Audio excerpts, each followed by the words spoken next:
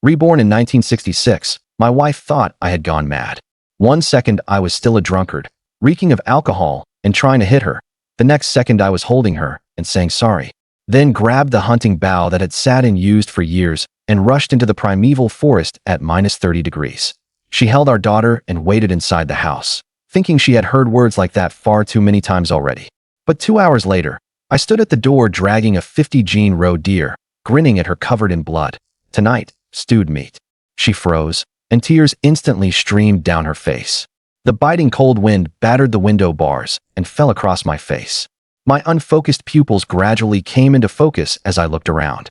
A dim, cramped adobe house, without even a decent table or chair. The firewood in the stove reduced to only a few embers, the pungent smell of smoke making one dizzy. This place, why does it look so familiar? I clearly remembered that I was already dead. Could the underworld really look like this? Mom, a childish, milky voice drifted into my ears.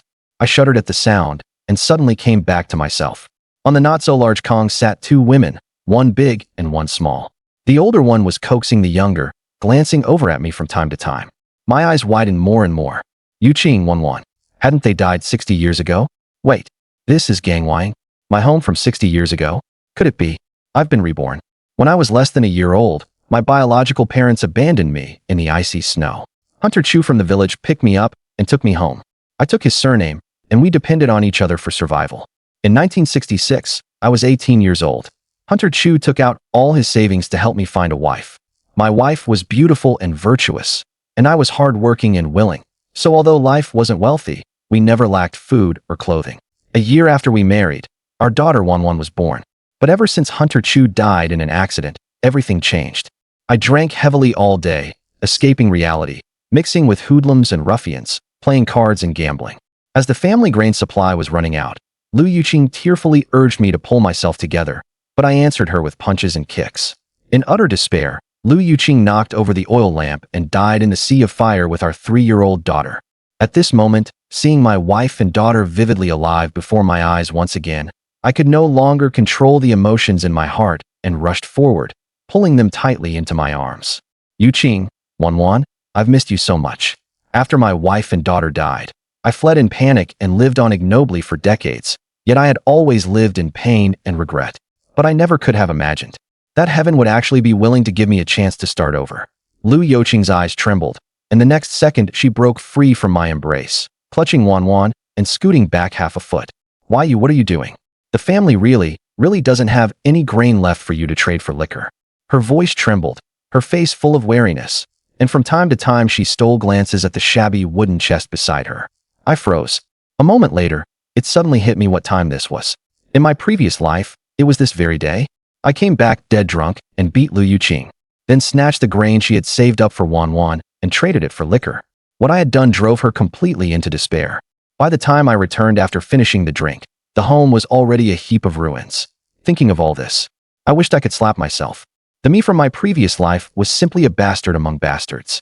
Looking at the obvious bruises on Lu Yuqing's face, and at 1-1 shrinking into her arms and looking at me with fearful eyes, my heart felt as if it were being gripped by a giant invisible hand, making it incredibly hard to breathe.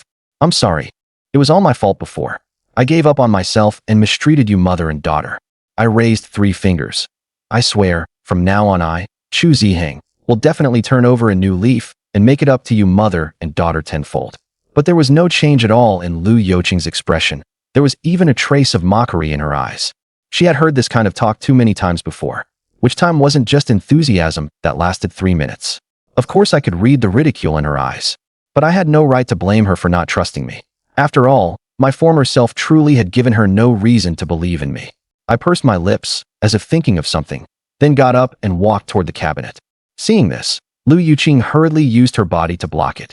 Why you? What are you going to do? There's nothing here, just a few tattered clothes. My own wife was still as foolish as before, unable to tell even the most basic lie. I couldn't help sighing to myself, then raised my hand toward her. Lu Yuqing thought I was going to hit her, and instinctively closed her eyes, her shoulders tightening, already prepared to face a violent outburst. But after a long while, no pain came. Instead, her face felt a cool, soothing sensation. She opened her eyes in confusion. But just a second later, her expression was like she'd seen a ghost. She saw that I was holding a cup in one hand and gently rubbing an ice cube over her face with the other. When I saw her open her eyes, I spoke softly. Use ice first to reduce the swelling. Tomorrow I'll find a way to get some herbs. Lu Youqing's expression was as if she had seen a ghost.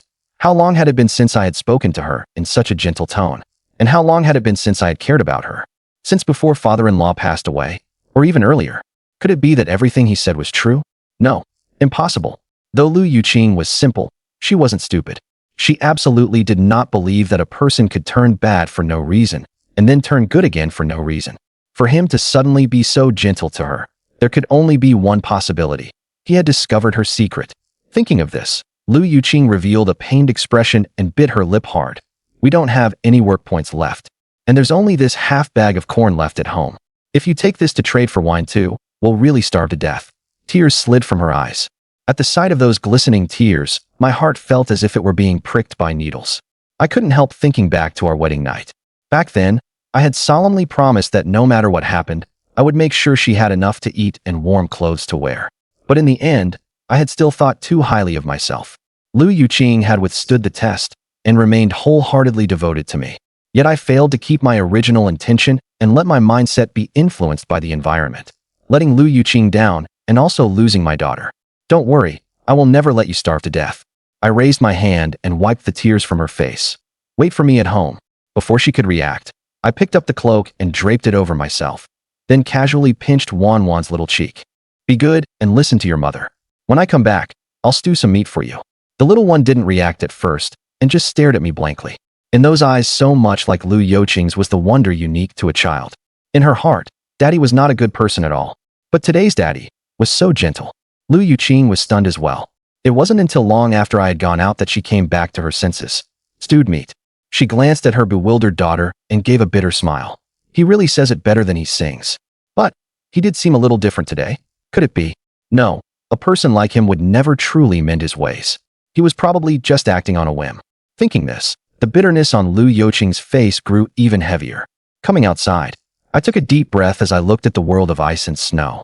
The smoky smell of winter cooking fires filled the air. These smells had once disgusted me beyond measure, born with an especially keen sense of smell as I was. But now I took several deep breaths in a row, my face full of enjoyment. I was reborn. She was still here, the child was still here, and there was still time for everything. The most important thing right now is to make sure my wife and child have enough to eat and warm clothes to wear. Relying on my memory, I dug out a long and used hard bow and hunting knife from the small storeroom beside the thatched house. The hard bow was covered in dust. I tried drawing it, and the bowstring was still tough, with a draw weight of about 40 kilograms. Although it couldn't compare to the compound crossbows and compound bows of later generations. One arrow was enough to pierce the body of prey 20 or 30 meters away. Though the blade of the hunting knife was mottled with rust, its edge was still sharp. After checking everything, I shouted into the house that I was leaving. Then, carrying the bow and a quiver on my back, I braved the wind and snow toward that vast primeval forest. The gangway camp was located in a remote place, surrounded on all sides by layers of mountains and woods. Many common people devastated by war had settled here. Although the land was fertile, because of the climate, they could only grow some easily storable fruits, vegetables, and grain in summer, barely managing to keep themselves fed and clothed. As for living off the mountains, the primeval forests of the Northeast were not something just anyone could conquer. In these woods there were not only wild rabbits, pheasants, roe deer, red deer, sika deer, and reindeer, but also brown bears, lynxes, wolves, foxes, wild boars, and Siberian tigers. In summer, even in villages 5 or 6 li away from the mountains and forests, people could clearly hear the howls of wolves and the roars of beasts echoing across the hills. Even my adoptive father, an old hunter with decades of experience, ultimately died in the jaws of wild beasts. Ordinary people could at most wander around the outskirts. If they really went deep inside, it was basically the same as courting death. But since I had followed my adoptive father into the mountains to learn hunting from childhood, I naturally didn't need to worry about any of that. Not long after entering the forest, the heavy snow gradually stopped. I crouched on the ground and carefully examined the animal tracks. Although it had been decades since the last time I hunted, some things were etched into my bones. I could still easily tell which tracks belonged to rabbits, which to pheasants, which to roe deer, and which belonged to large carnivores. I could also determine from the traces where these animals were headed. After careful observation, there were currently no large carnivores in this area. only the tracks of squirrels, pheasants, and rabbits. After picking a good spot, I slung the hard bow on my body and took up the hunting knife to chop off a section of tree branch. To catch small prey, there was no need to waste energy on pursuit. The simplest trap would do. Making traps could not be easier for me. In just a short while, I used branches and thin rope to make a simple snare trap. The principle was simple. When prey passed by and touched the branch, the mechanism would immediately activate and snare it. The more it struggled, the tighter the rope would cinch, until in the end it would either be strangled to death or frozen into an ice sculpture by temperatures of -20 or 30 degrees. I made several snare traps in a row and placed them separately along the paths that pheasants, squirrels, and rabbits had to pass. After setting the traps, I made marks on the trees with the hunting knife. This kind of trap depends on luck. Only a fool would stand there waiting. Better to use the time to go deeper into the forest and try my luck. If I managed to get a red deer or sick a deer or something, I wouldn't have to worry about food for a long time afterward. After making the marks, I followed the animal tracks on the ground deeper into the forest. The deeper I went into the dense woods, the fewer animal tracks there were. But I could vaguely tell that these had all been left not long ago by large animals. Looking carefully at the shape of the tracks, they were clearly roe deer tracks. At this sight, my heart leaped with joy. Roe deer, also known as silly roe deer, were quite common in this forest. They weren't large, with the biggest weighing only 60 or 70 gene, and hunting them posed absolutely no danger. Although it's no match for red deer or sick deer, at least I wouldn't be going back empty-handed. I took off my hard bow and knocked an arrow. After assuming a stance from which I could draw at any moment, I lightened my steps and followed the tracks. This icy, snowy land is rarely visited by people, and traces on the ground won't be disturbed except by wind and snow. Even an ordinary person with a slight understanding of tracking could easily find where the prey was, let alone a hunter like me who grew up in the mountains from childhood. As I listened to the sounds around me, I also examined the tracks. At the same time, my keen sense of smell began to come into play. I could easily detect scents lingering in the air that didn't belong to this forest, such as the faint grassy musk unique to roe deer. After walking forward for about 5 or 6 minutes, I suddenly stopped. The ears hidden beneath my fur hat twitched again.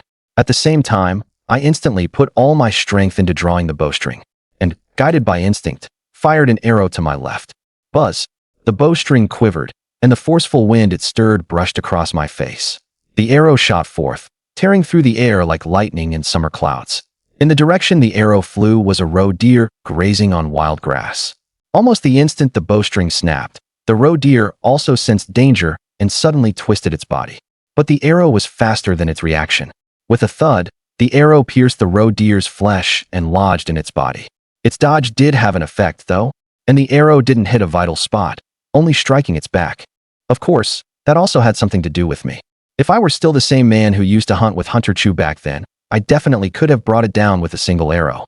After so many decades, the experience remained, but my accuracy had still declined. Startled, the roe deer bolted on all fours deeper into the dense forest. Damn! I cursed under my breath and took off after it. The roe deer was extremely fast, widening the gap in just a few bounds. I sprinted all the way until I saw blood left behind on the snow, then finally slowed down to catch my breath and recover my strength. This was the experience of an old hunter. Even if you can't keep up, you still have to determine the direction the prey went, otherwise the whole day would be wasted. Once I'd more or less recovered my strength, I followed the blood trail onward. Although that arrow hadn't been fatal, the roe deer wasn't faring well either and would definitely look for a place to lick its wound. When it stopped, that would be my second chance. Sure enough, after following the blood trail for no more than 200 or 300 meters, I spotted the roe deer again. It was licking its wound again and again, trying to stop the bleeding. But the arrow had sunk in extremely deep, and it even had a blood groove, so the bleeding simply wouldn't stop. Bright red blood kept pouring out. I slowed my movements and approached carefully until I was sure the arrow could reach it, then drew the bowstring again. This time, I held my breath and focused, aiming for at least 2 seconds before letting go. Buzz! As the bowstring snapped, the arrow shot out like a streak of lightning. Hearing the sound, the roe deer instinctively tried to flee, but my arrow was a step ahead, piercing its throat the instant it moved. Ugh! The roe deer let out a mournful cry. But even with its throat pierced, its vitality was still tenacious, and it still twisted around and leaped away to escape. But in that same instant, my second arrow arrived. This arrow drove straight into the back of the roe deer's neck. The roe deer, which had just been able to leap, went limp all over, and collapsed into the snow. I took a few breaths, slung the hunting bow over myself, picked up my hunting knife, and walked over to give it a quick end. Only after the roe deer had completely gone still did I begin to examine it carefully. A male roe deer, probably weighing 40 or 50 gene. With this roe deer, I wouldn't have to worry about having meat to eat for at least the next month. First, I used snow to wipe the roe deer's wounds until they stopped bleeding. I also dug up some mud and smeared it on the wounds in my body. There are still fierce carnivores in this mountain forest, and those beasts have a much keener sense of smell than humans, so I have to clean away the bloody scent and traces as much as possible. Of course, I still had to leave this trouble spot as quickly as possible. I chopped down 2 sections of tree trunk and tied them together with thin rope, making a simple sled. I tested it, and although it wasn't exactly sturdy, it should be enough to drag the dwarf deer out. I picked up the dwarf deer and threw it onto the sled, then pulled it along, heading toward the forest and moving forward slowly. Chasing the dwarf deer had cost me a lot of strength, but I didn't feel tired. At this moment, my heart was full of anticipation.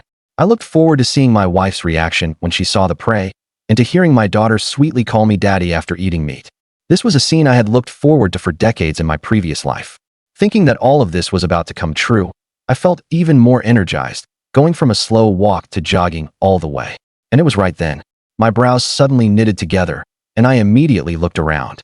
The surroundings were deathly quiet, without even a single bird. But the wary instincts I had developed from years of moving through the mountains and forests kept warning me that danger was approaching. I trusted my instincts completely. Even though I hadn't discovered anything, I still quickly hoisted the dwarf deer from the sled onto my back and tied it down tightly with rope. After looking around, I climbed straight up a white poplar tree. Having lived in the mountains and forests for years, my physical abilities were far beyond ordinary people. Even carrying more than 50 gene of weight while climbing a tree, I still scrambled up the trunk to a height of 3 or 4 meters above the ground in just a few quick moves. Standing at this position, I finally knew where the danger signal was coming from. Down the slope to my left, at some unknown time, an old man and a young man had appeared. The two moved in panic, breathing raggedly, glancing back from time to time, as if they were avoiding something. I frowned and looked past them. When I saw clearly what was pursuing the two of them, the corner of my mouth couldn't help but twitch. That thing was pitch black all over, with a thick mane, and beneath its long snout were 2 protruding tusks. Holy shit, where did these idiots come from? They even dared to provoke a wild boar? There is an old saying in the northeastern hunter circles: first boar, second tiger, third bear. If you encounter a brown bear, climb a taller tree, and at most it will linger for a while before leaving. As for encountering a tiger, there's even less to say. If it's full, it normally won't attack people, and it might even be scared by a 2-legged creature and flee for its life. But wild boars are completely different. This thing has absolutely no brains to speak of and an extremely strong sense of territory. No matter what creature intrudes into its territory, it has to fight first. If it can win, it won't stop until one side is dead. And this thing's hide is extremely thick. Ordinary knives and axes simply can't cut through it. It is also because of this trait that even the most experienced hunters would not dare provoke it without adequate preparation. Hunters hunt in order to survive, not to challenge the limits. But for these two to provoke this thing, they're simply the king of idiots among idiots. And they saw me, and I saw them. Seeing the dwarf deer on my back and the bow and arrows on me, the older one immediately recognized my identity and shouted to me, "Hunter over there. Quick, quick, come help us. Help your ass." I almost couldn't hold back from cursing. That wild boar was obviously enraged, and they wanted me to help? To die together with them? But the two of them ran straight toward me. As the two scrambled up the slope in panic, the wild boar snorted twice and rammed toward the younger man. The man turned deathly pale with fright and rolled aside with his eyes shut.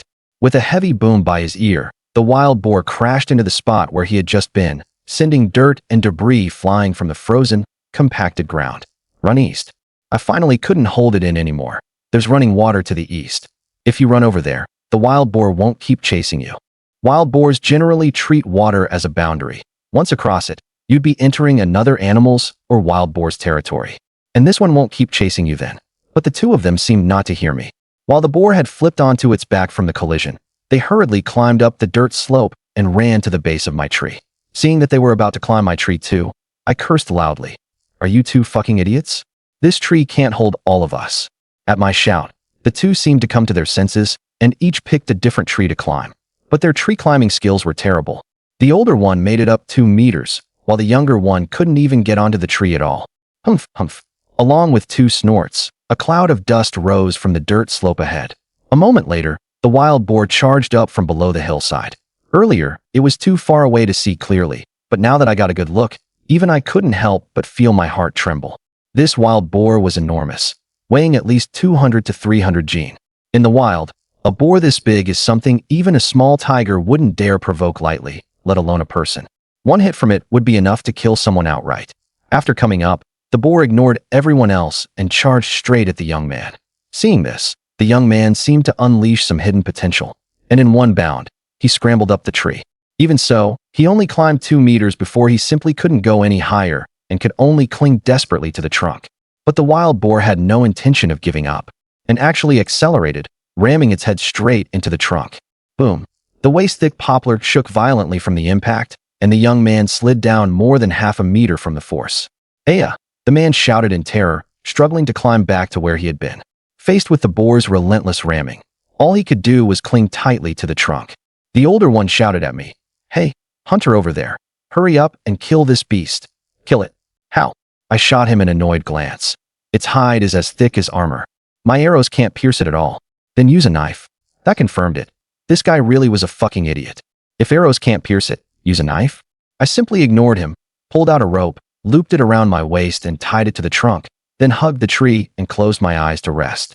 In this situation, who knew how long this would drag on? I had to conserve my strength. After all, I still had to bring meat home for my wife and child.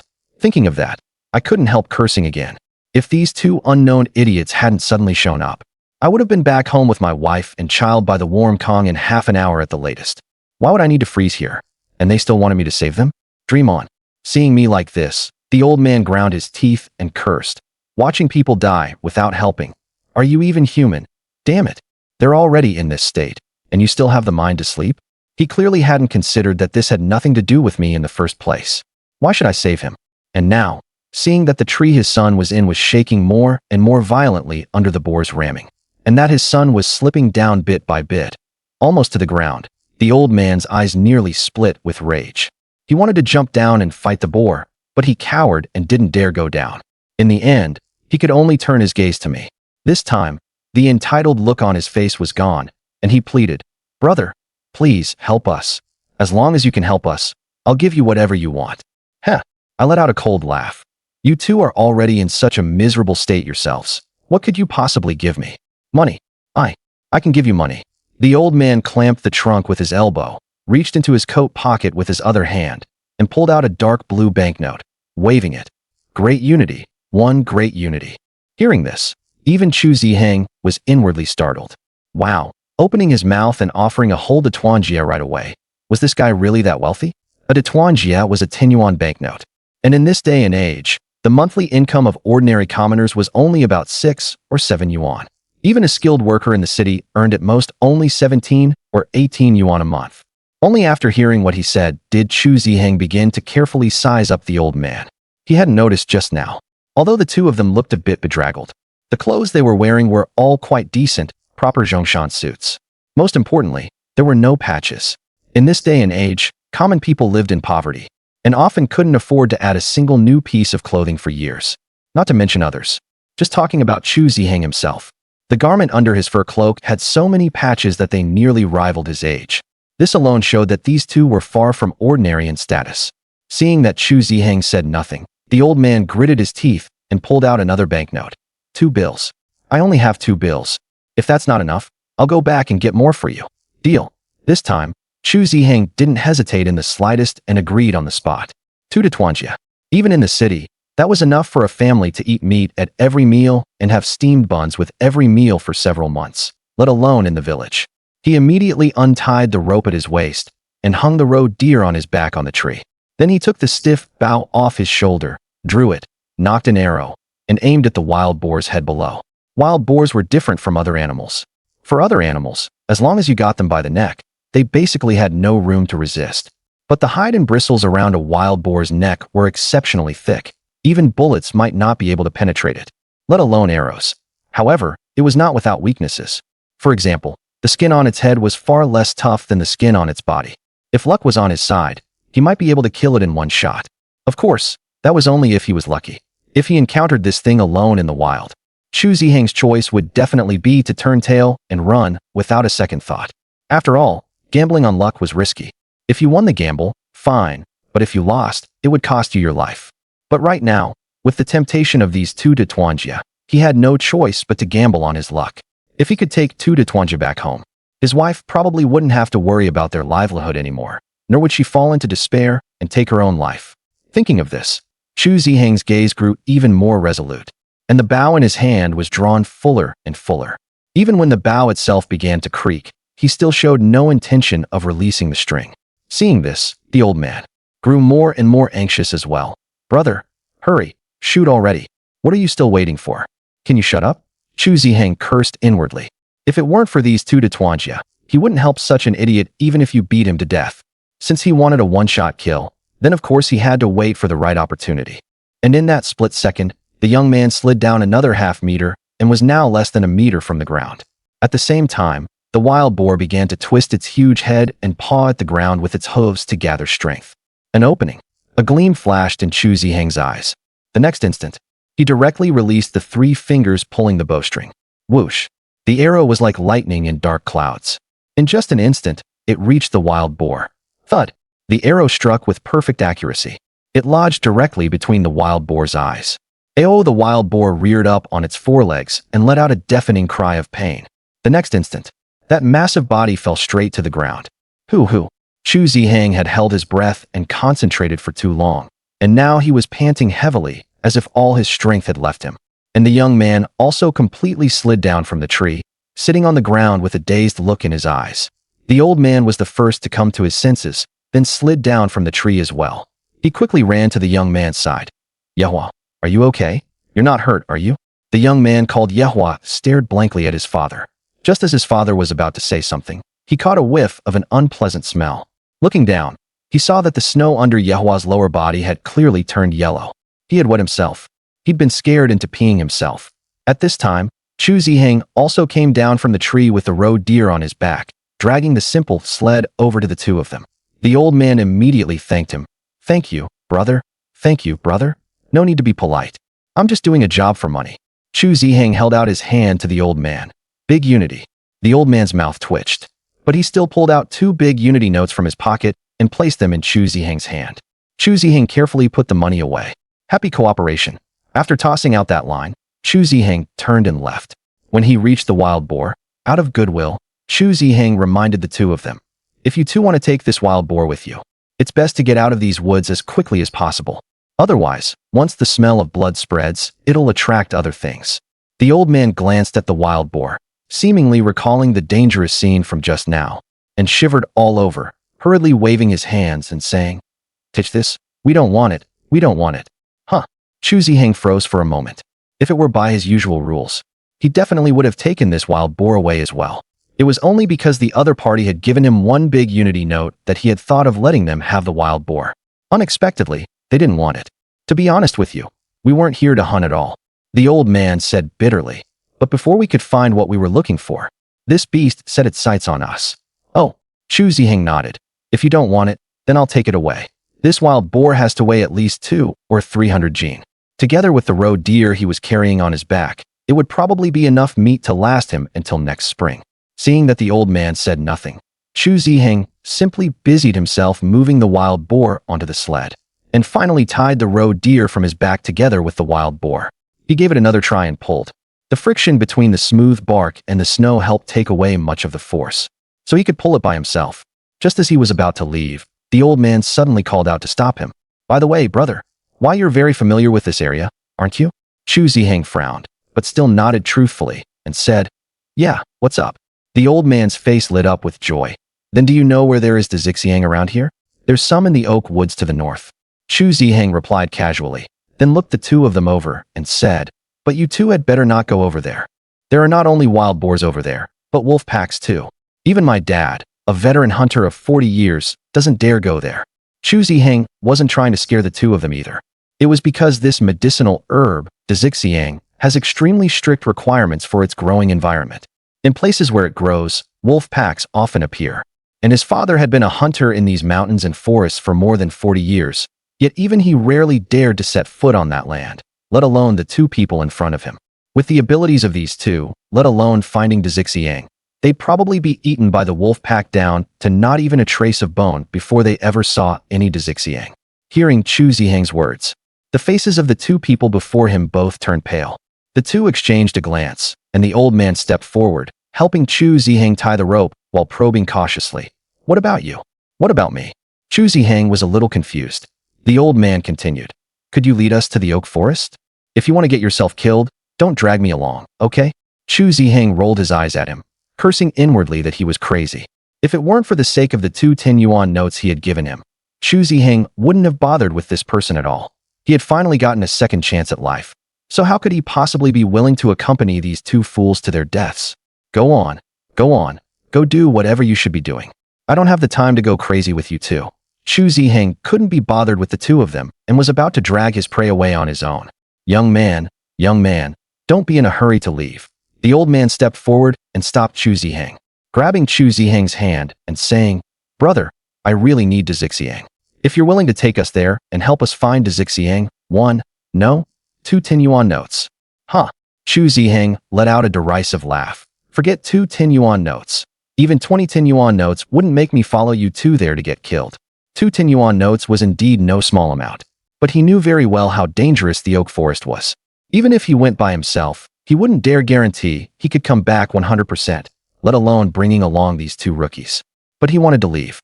Yet the old man refused to let go no matter what. Let go. Chu Ziheng was getting annoyed. If you don't let go, I'm going to use force. But the old man still refused to release him. Young man. The old man's eyes reddened, and he pleaded through choked sobs. My wife has asthma, and the asthma medicine prescribed by the hospital is simply not enough. We're counting on Ziheng to save her life. I'm begging you, please help us. As long as you're willing to help me, you can name any price. I don't have it now, but once I get paid in the future, I'll pay you back little by little. As he spoke, he also pulled a work ID out of his upper pocket and handed it to Chu Ziheng. My name is Lin Guosheng, and I work at our city's textile factory. You absolutely don't need to worry that I'll run away, really. Chu Ziheng glanced at the work ID, inwardly startled. This man was actually a workshop director. One had to know that this was still the era of the planned economy. Workshop directors were almost all appointed from within the organization. And when he said he wouldn't run away, it did carry some credibility. After all, given his status and position, even if he wanted to run, he couldn't. Of course, what surprised him even more was that someone who, in this era, could practically be considered a local king, would actually, for the sake of his wife, venture into these deep mountains and old forests. It's not that I'm unwilling to help you. It's that that place is extremely dangerous. Even if I went there myself, getting out alive would take a great deal of effort. Chu Ziheng said flatly. Bringing you along would be nothing but going there to die. This. Lin Guosheng's eyes showed obvious bitterness, and his son beside him didn't look well either, as if he were about to burst into tears the next second. Seeing this scene, Chu Ziheng couldn't help but think of his own wife and daughter at home. Wasn't the present Lin Guosheng just another version of himself? After his wife and daughter left, he happened upon an opportunity, made money, and lived a good life, but his wife and daughter could never come back. Just like him. Although his status was extraordinary at present, he still had no way to relieve his wife's suffering. Thinking of this, Chu Ziheng could not help but feel compassion. How about this? Come wait for me here tomorrow morning, and I'll get you the Ziheng you need. Hearing Chu Ziheng say this, joy immediately showed in the eyes of the two people before him. But Chu Ziheng added, but let me make this clear first. I won't give you the Ziheng for free. 2 qian for 1 great unity note. 1 qian is 5 grams. That works out to 1 yuan per gram. Compared with current prices, this was definitely a high price. After all, at the moment rice was only a little over 1 mao per gene, and pork was 2 mao per gene. But Lin Guosheng did not hesitate at all and immediately nodded. All right, 2 qian for 1 great unity note. I'll come here first thing tomorrow morning to wait for you. Chu Ziheng also nodded and said nothing more. Pulling the sled, he walked out of the forest. Lin Guosheng and his son exchanged a look. Dad, do you really believe him? Lin Guosheng sighed and said, what else can we do if we don't believe him? Do we have any other choice? Right now, he could only place his trust in Chu Ziheng. He only hoped that he would keep his promise and really bring the Ziheng over. Meanwhile, carrying a full haul back home, before he even entered, Chu Ziheng excitedly shouted, Wife, come out and look, I brought back something good for you. Hearing the commotion in the yard, Lu Yuqing instinctively hugged Wanwan tighter. Every time Chu Ziheng came back drunk, he would either beat or curse her, and it had long since left her with psychological trauma. Thinking back to those years, the reason she had agreed to marry Chu Ziheng was because she had taken a liking to the fact that he was a hunter, and following him meant she would not have to worry about food or clothing. Who would have thought that he would behave so terribly, refusing to hunt, unwilling to work, and abusing her all day long? If not for the fact that her daughter was still young, she probably would have lost the courage to go on living long ago. But after her panic, Lu Yuqing still placed Wanwan on the Kong and hurriedly pushed the door open and came out, afraid that if she was too late, she would be beaten. Once outside, she looked up and saw Chu Ziheng, his temples frosted with white, breathing warm air into his hands. And on the crude sled behind him lay, astonishingly, a burly wild boar and a roe deer. Seeing this scene, Lu Yuqing's eyes widened involuntarily. Since I said I'd make sure you and our daughter have enough to eat and warm clothes to wear, I'll definitely do what I said. Chu Ziheng glanced at the wild boar and the roe deer and said with a smile, with these two beasts, you two won't be short of meat before the new year. Looking at Chu Ziheng's radiant smiling face, and the sight of him dragging the two prey into the house and busily working, Lu Yuqing only felt as if she were in a dream, so unreal. She had already forgotten when the last time was that she had seen a scene like this. Was it before her father-in-law passed away? Or even longer ago? Could it be that he wasn't just acting on a whim, that he truly wanted to turn over a new leaf? When Lu Yuqing came back to her senses, she also went back inside to help boil water to scald the fur off the prey.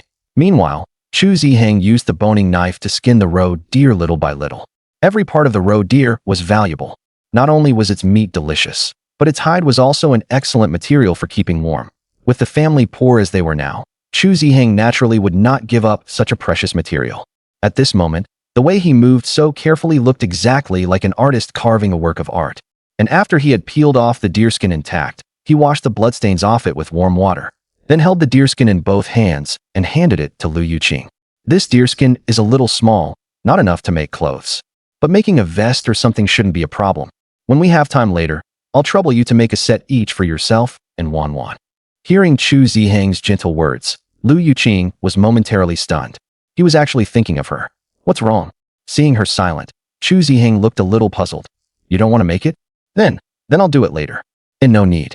Lu Yuqing took the deerskin, lowered her head, and said, I'll do it. I can do it myself. Chu Ziheng was stunned for a moment, then curled his lips into a smile.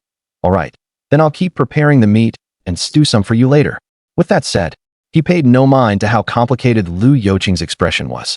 He immediately began butchering the muntjac. The muntjac was not very big, and its meat was not that firm, so it was not difficult to handle.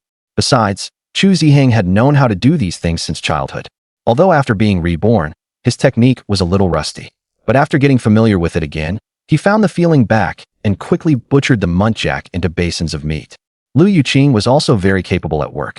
Although she didn't speak and was still thinking about all sorts of messy things, her hands never stopped moving. While Chu Ziheng was busy dealing with the muntjac, she also scraped off the layer of boar bristles on the surface that looked like armor, and then helped butcher the wild boar. The husband and wife spent nearly half a day. They then butchered the huge wild boar into chunks of meat of various sizes. Chu Ziheng picked out a portion to eat, and buried the rest in the snow to freeze.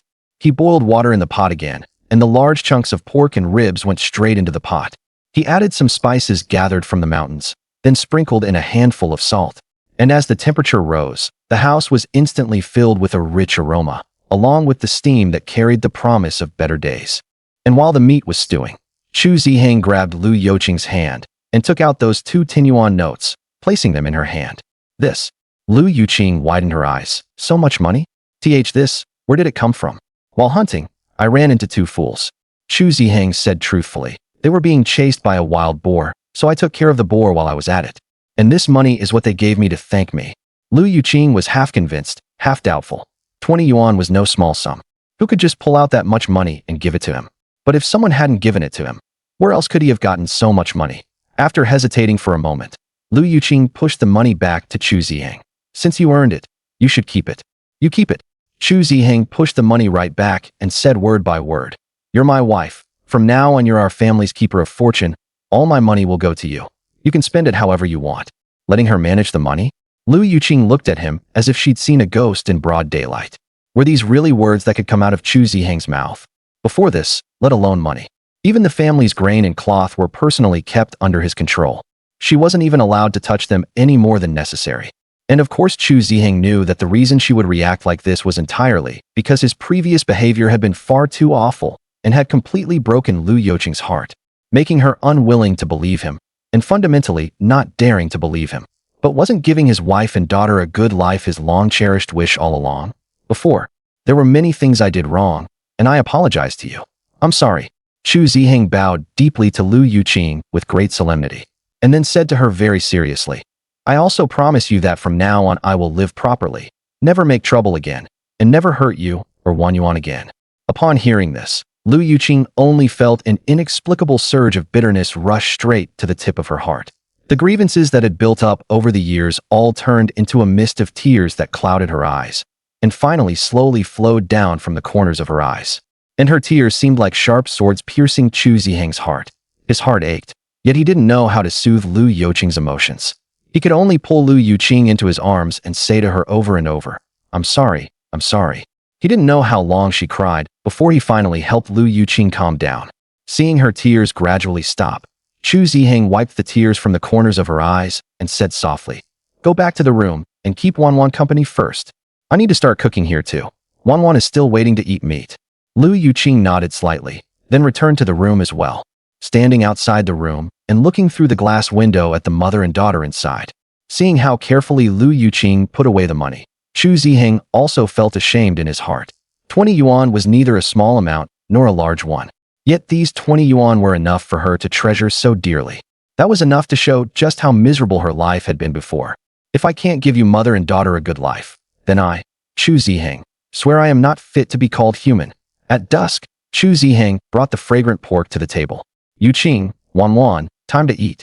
Catching that enticing aroma, Wanwan's mouth watered, and her eyes were full of longing.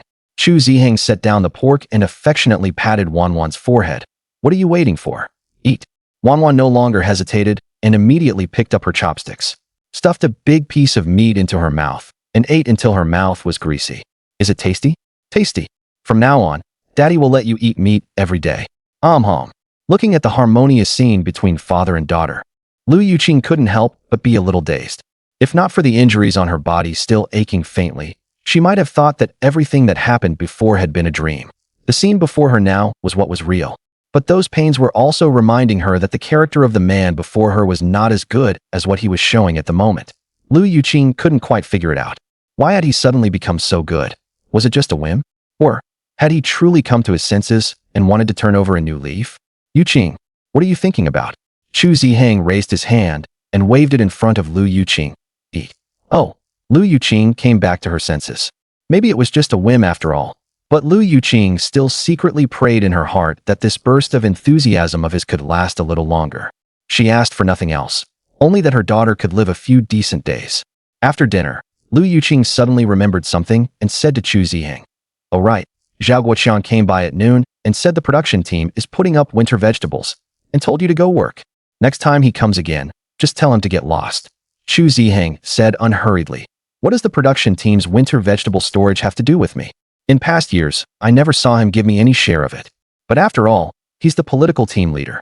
Lu Youqing looked up at Chu Ziheng, then lowered her head and said, If you don't go, he'll come trouble our family. After saying this, Lu Youqing had even already prepared herself to be scolded by him. After all, whenever she had disagreed with him before, he would always curse at her. And today, she had mustered up a great deal of courage to say these words. But after waiting for quite a while, she still didn't hear the familiar angry shout. Lu Youqing froze slightly, and then looked toward Chu Ziheng. Only then did she realize that while saying nothing, he was actually looking at her with a smile. Lu Youqing felt a little at a loss. Is there something on my face? No, Chu Ziheng said with a smile. I just think my wife is really beautiful. You. A faint blush unconsciously rose on Lu Youqing's face. What's gotten into this guy today? Why does he keep saying such embarrassingly mushy things? She gently bit her lip and said coyly, We're talking business here. All right, let's talk business. Chu Ziheng said, Then I'll listen to my wife. I'll go over tomorrow and join the fun a bit, so he won't have any excuse to cause us trouble. After saying that, Chu Ziheng stood up and put on his coat. I'm heading out for a bit. I probably won't be back until very late. You and Wanwan remember to lock the door before going to sleep. Lu Yuqing asked instinctively, "You're still going out this late?" "Yeah. I promised the two people who gave us money during the day that I'd help them find some despised." Chu Ziheng said, "I have to keep my word." Of course. There was something even more important that he didn't say. He wanted to make money, and a lot of it. He also didn't want to see his wife cry over a mere few dozen yuan ever again. "But it's already dark outside. It's fine," Chu Ziheng said with a smile. "If you're looking for despised, you have to go at night to find it. It won't work during the day instead." Before leaving, he rubbed Wanwan's head again and said, "Be good at home and listen to mommy. Once daddy finishes what he needs to do, I'll go to town and buy you some tasty candy." Wanwan's eyes visibly lit up, her delight plain for all to see. "I'm off. You two should rest early too." Chu Ziheng even specifically said one more thing to Lu Yuqing. "Be careful with the fire." Lu Yuqing didn't understand why he suddenly gave her that reminder, but she still stood up to see him out. If it had been before, whenever Chu Ziheng left the house, she wouldn't know how happy she felt. Because when he wasn't there, she didn't have to worry about being beaten and scolded as his punching bag.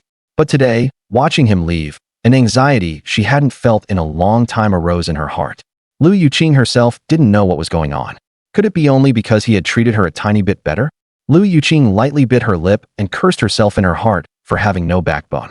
He had abused her so cruelly before, making her suffer so much that she had nearly wanted to end her own life.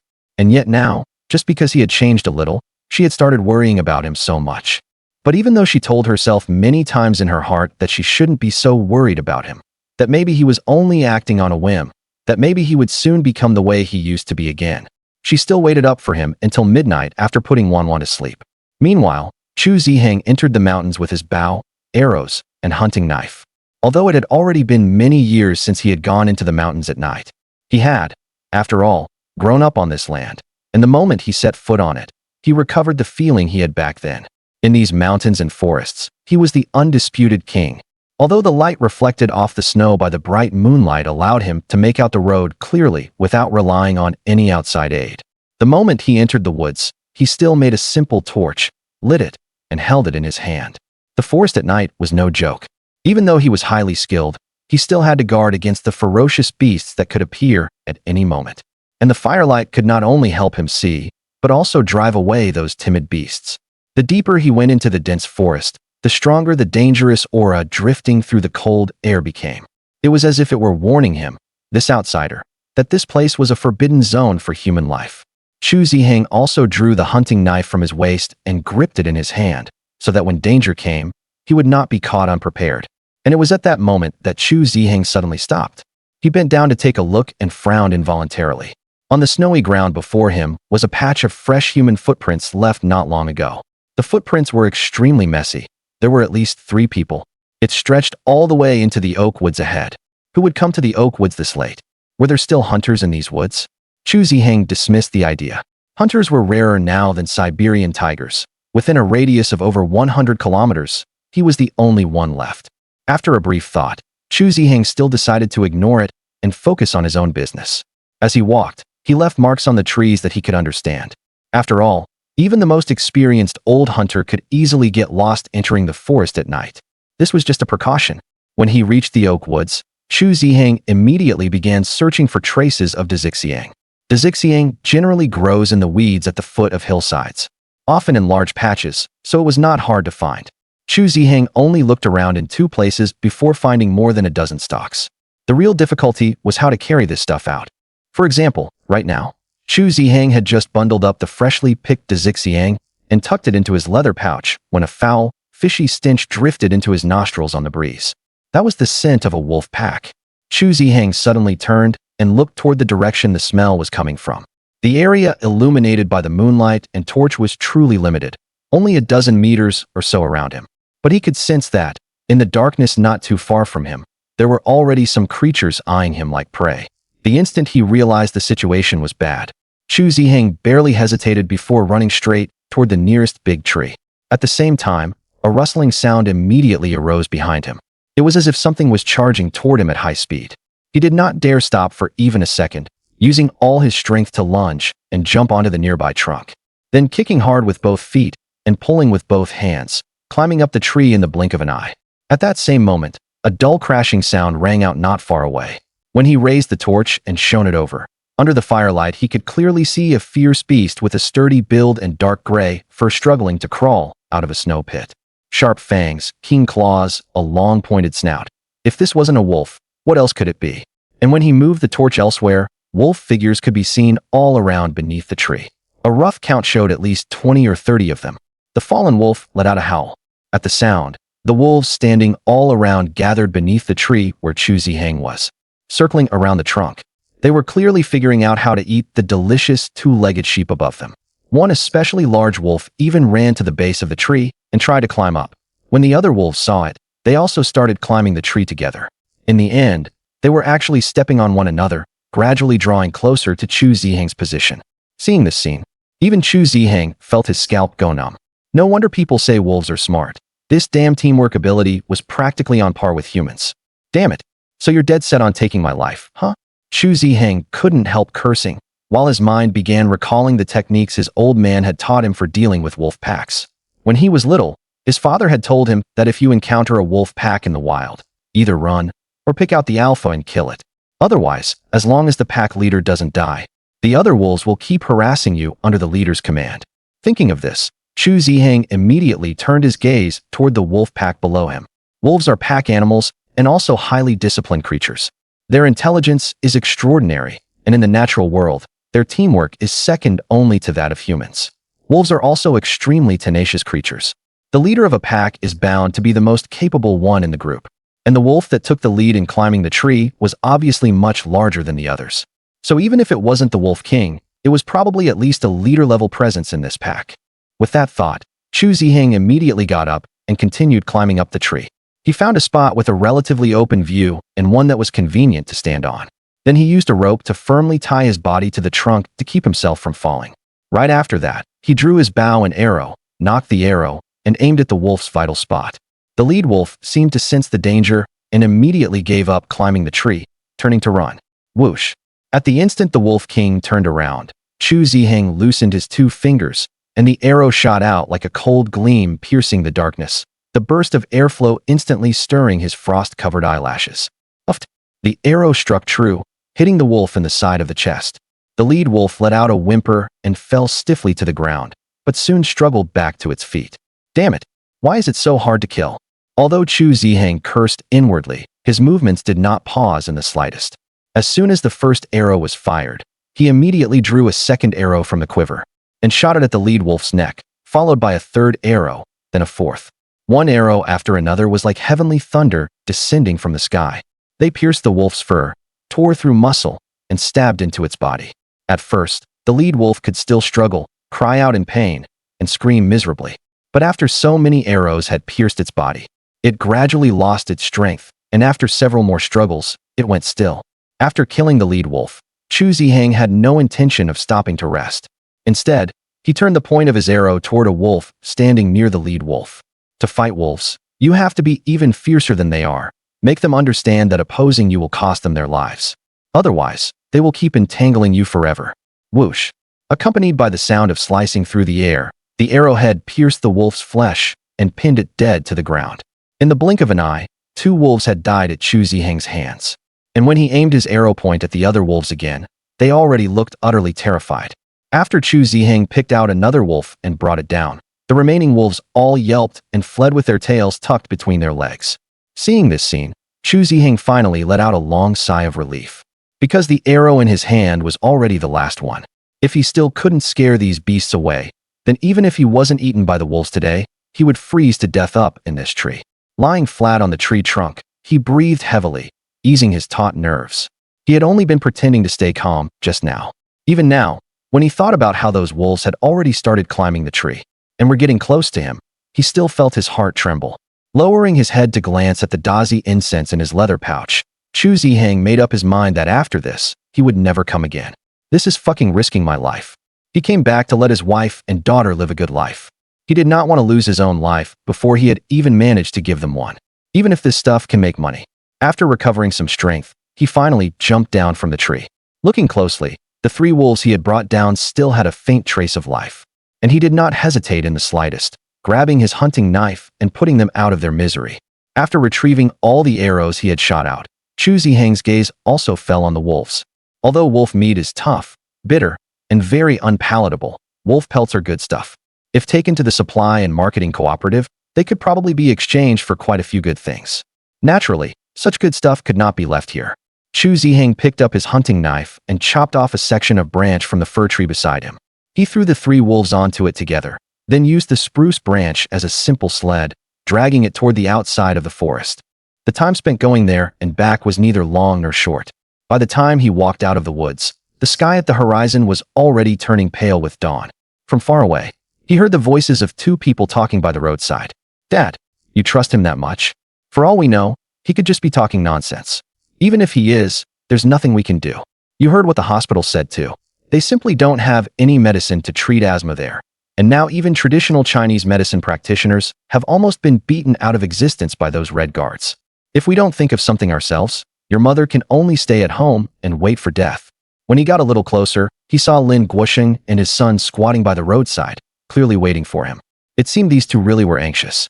He had said early the next morning, yet they had come here to wait before dawn had even broken. Chu Ziheng did not think much of it and walked straight over. "Hey, you 2 waiting for me or not?" Hearing his voice, both of them were stunned. When they saw that the person coming was Chu Ziheng, joy appeared on Lin Guosheng's face.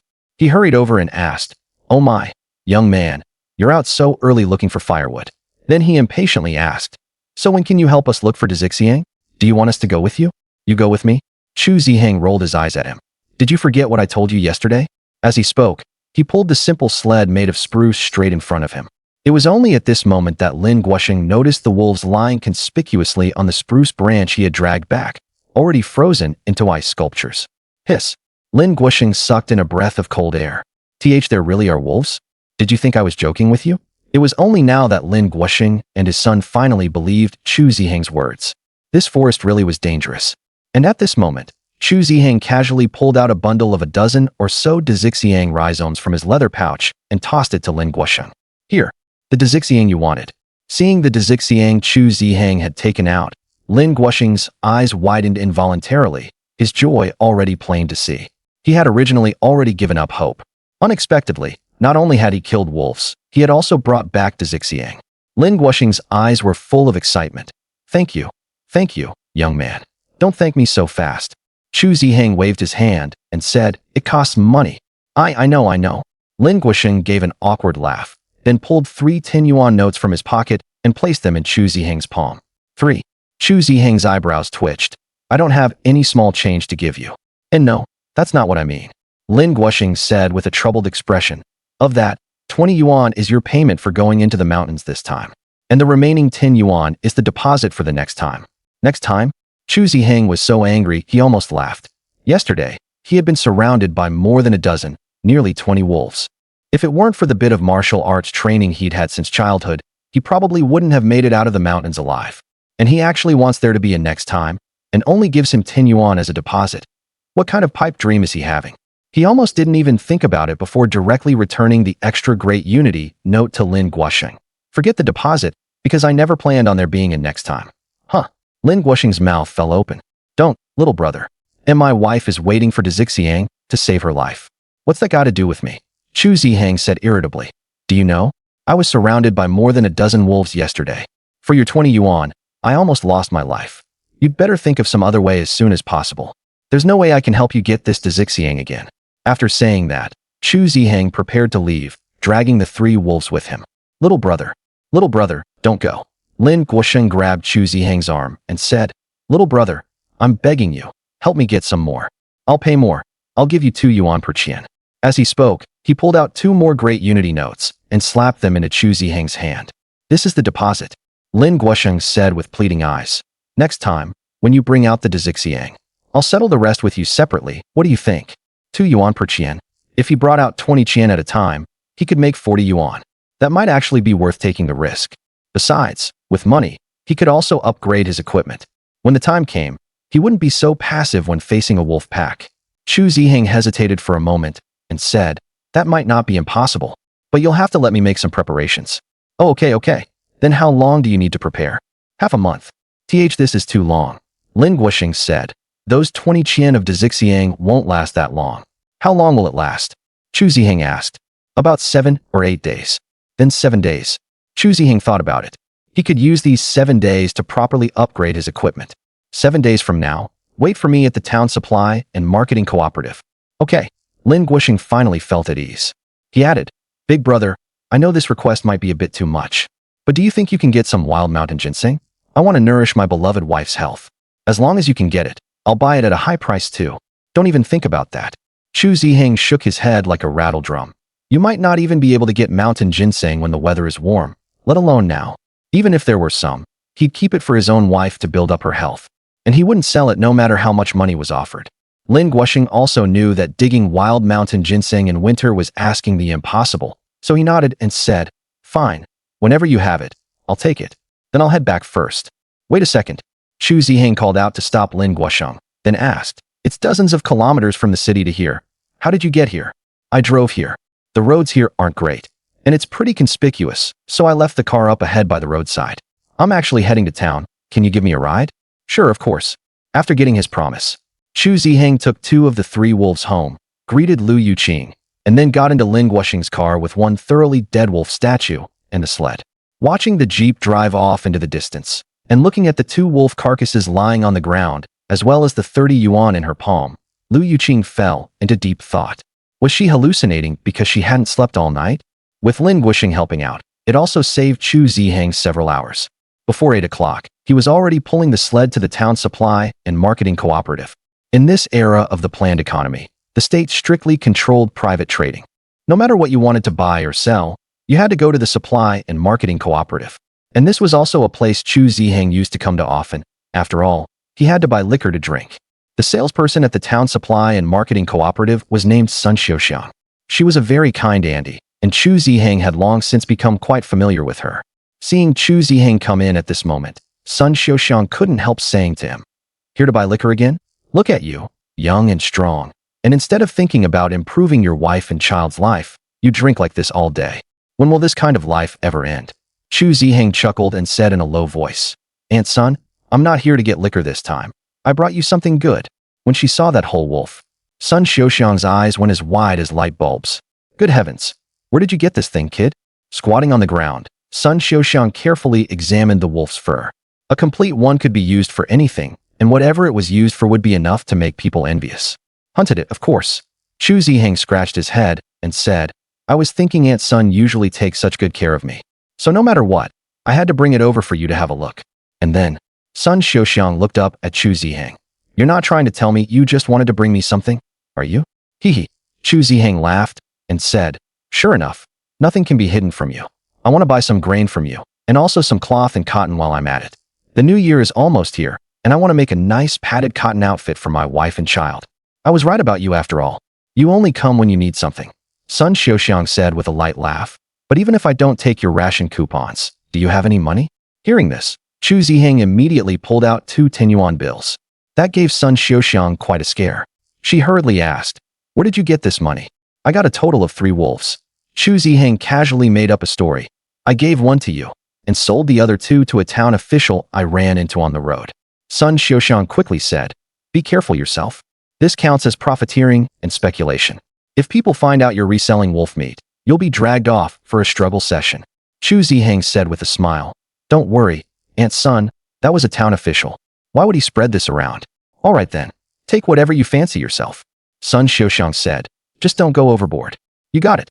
With Sun Xiuxiang's permission, Chu Ziheng started shopping mode in the supply and marketing cooperative. He bought not only rice, cotton, and cloth, but also daily necessities like soap and matches. Thinking about how, since marrying Lu Yuqing, he had never given her anything. Chu Ziheng also specifically bought a bag of snowflake cream for Lu Yuqing and half a jean of fruit candies for Wan Wan. And after buying so many things, plus the 1 yuan gratuity for Sun Xiuxiang, it all came to less than 5 yuan. Chu Ziheng said, Thanks, Aunt Sunday. In a few days I'll bring you some more good stuff. Hurry up and get lost. Go back and treat your wife right. All right. After saying goodbye to Sun Xiuxiang, Chu Ziheng pulled his things and headed toward home. Along the way, the snowy scenery was white and beautiful beyond compare. Chu Ziheng would shout from time to time, startling the silly road deer in the forest into kicking up their heels and running off. By the time he got home, it was already evening. Gangwang village, like a snow country, exuded a sense of tranquility and peace. At home, Lu Yuqing had already finished cooking. Although she hated Chu Ziheng, she still waited for him to come back and eat together. Because she was afraid that if Chu Ziheng came back drunk and had nothing to eat, he would take it out on her and her daughter again. The moment the door sounded, Lu Yuqing's heart tightened along with it. She thought Chu Ziheng must have gotten drunk again and would repeat the life they'd had before. Yet instead, she saw Chu Ziheng come into the room carrying a big woven sack on his back, his face full of smiles. Without even bothering about the frost on his face, he directly dumped the things from the bag onto the Kong. "Honey, Wan, look what I bought back for you." There was rice, fabric, cotton, as well as soap, candy, and matches. Looking at that pile of good things, Lu Yuqing could hardly believe her eyes. She even lifted her nose and took a hard sniff, checking whether there was any smell of alcohol on Chu Ziheng. Chu Ziheng laid out the items one by one and got another piece of candy for Wan, making Wan so happy that she bounced and jumped on the Kong. He then popped a piece into Lu Yuqing's mouth too. "What are you giving me this for? The child hasn't even had any yet." Although that was what she said, Lu Yuqing still took in a deep breath of the sweetness in that candy. Chu Ziheng also took out the cold cream. "Honey, it's been cold lately, and I can see the wind has chapped your face. From now on, put on some cold cream first thing in the morning when you get up." Lu Yuqing took the bag of cold cream, and a bit of warmth suddenly appeared in her icy heart. So it turned out, he still cared about her. Touching the soft fabric and cotton, a faint smile finally appeared at the corners of Lu Yuqing's mouth. "This material will definitely look good made into a cotton-padded jacket." Those casual words suddenly made Lu Yuqing realize she had said a bit too much. She hurriedly looked at Chu Ziheng. Yet not only did Chu Ziheng not beat or scold her as he had in the past. Instead, he smiled gently and said, "Of course, my wife looks good in anything." Lu Yuqing was startled again. Could it be that Chu Ziheng had really changed? "Honey, put these things away. I'll go get the food." Watching Chu Ziheng busy himself getting the meal, Lu Yuqing's heart warmed once more. Even if it was only a dream, she wished it would not wake. Even if it was only Chu Ziheng's lie, then let him fool her a little longer. During the meal, Lu Yuqing suddenly said, as if possessed, "I skinned the wolf hide. If you don't have anything to do in a bit, I'll measure your feet and make you a pair of fur boots." Hearing this, Chu Ziheng was overjoyed as well. In his memory, the last time Lu Yuqing made something for him was when they had just gotten married. And at this very moment, Chu Ziheng also believed with absolute certainty that as long as he treated her well with all his heart, he would surely be able to gradually warm that heart of hers that had been hurt so deeply. Chu Ziheng said with a smile, "Sure, but let's wait a few days before making mine. You should finish your clothes and Wan's clothes first. After all, the weather is about to turn cold." Lu Yuqing said nothing, but she was very happy inside as well. He was finally starting to look a little like the head of the household. After the meal, she put all the money into the cabinet. As long as they had these things, they wouldn't have to worry about going hungry, and she would feel secure. If Wan could still go to school in the future, she could use this money to send her there. Without realizing it, Lu Yuqing had already begun to have hopes and plans for the future. Chu Ziheng washed his face and got ready to climb onto the Kong to sleep. He had wanted to sleep next to Lu Yuqing, but Lu Yuqing's body clearly gave a start. Although she did not refuse, Chu Ziheng knew that it was the shadow in Lu Yuqing's heart, and it could not possibly heal immediately. Thinking of how he had hurt Lu Yuqing so much in his previous life, he wished he could slap himself hard across the face. He merely tucked the quilt around Lu Yuqing, then lay down again on Wan's other side. Lu Yuqing's heart warmed once more, and that night, she slept exceptionally soundly. Early the next morning, Chu Ziheng got up early to chop firewood. After heating the room until it was nice and warm, he was about to head into the mountains to check whether any unlucky prey had been caught in the traps he had set. But it was also at this moment. A very overbearing voice suddenly came from the direction of the main gate. "Is that kid from the old Chu family here?" Zhao Guoqiang. Chu Ziheng frowned involuntarily. He signaled to Lu Yuqing not to come out. Then he turned to Zhao Guoqiang and asked calmly, "Captain Zhao, what can I do for you?" Zhao Guoqiang brushed the snowflakes off his cotton hat, then shook his military coat and looked at Chu Ziheng sideways as he asked, "I told you to come find me yesterday, so why didn't you come? My stomach hurt. It still feels a bit bad today." But Zhao Guoqiang let out a cold snort and said, "I don't care whether you feel bad or not. Today you must go to the team and move the horse feed into the stable for me. Since you didn't come yesterday, I'll count it as 1 day of absenteeism, and today's work won't earn you any work points either." Chu Ziheng was so angry by his words that he laughed. "No work points? And you still want me to work for you? Dream on." At this moment, Lu Yuqing also came outside and said, Captain Zhao, that's unreasonable, isn't it? How can anyone work for nothing without getting work points? But Zhao Guoqiang shot Lu Yuqing a fierce glare and said disdainfully, You, a member of the Black Five categories, what right do you have to speak? Lu Yuqing's grandfather was a rich peasant. In an era when even the coffin lids of one's ancestors for 18 generations could be dug up, with a class background like hers, she could be dragged out at any time for a public denunciation struggle. Zhao Guoqiang was also reminding Chu Ziheng not to go against him. Zhao Guoqiang. Chu Ziheng frowned, shielded Lu Yuqing behind him, and looked at Zhao Guoqiang coldly as he said, When you usually dock my work points to give to your son, did I ever say anything? And now you're talking about my wife like this, calling her one of the Black Five categories at every turn. Zhao, do you think the hunting knife in my hand is for chopping firewood? As Chu Ziheng spoke, he somehow drew out the hunting knife from who knows where.